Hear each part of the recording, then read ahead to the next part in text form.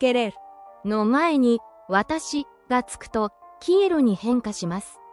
主語に合わせて動詞が変化するので、主語がなくても誰の話かすぐにわかります。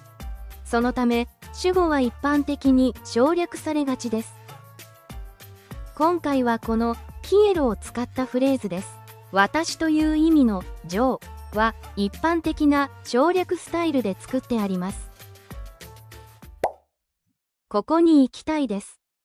quiero ir aquí. Quiero ir aquí. Quiero ir aquí. もっと寝たいです。Quiero dormir más. Quiero dormir más. Quiero dormir más. 少し休みたいです。Quiero descansar un poco. Descansar. Un poco. Quiero descansar un poco. もっと上手にスペイン語を話したいです。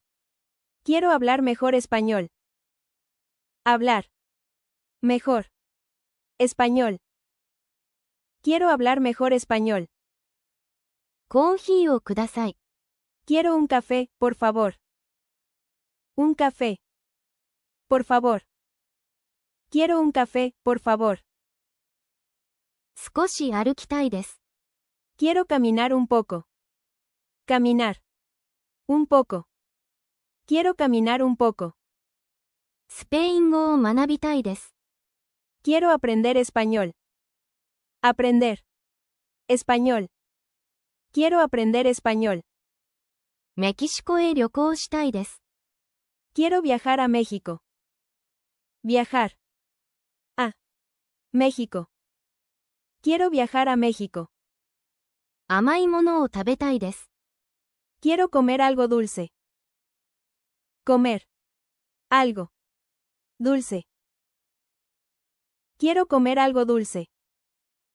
映画を見たいです。Quiero ver una película. Ver. Una. Película.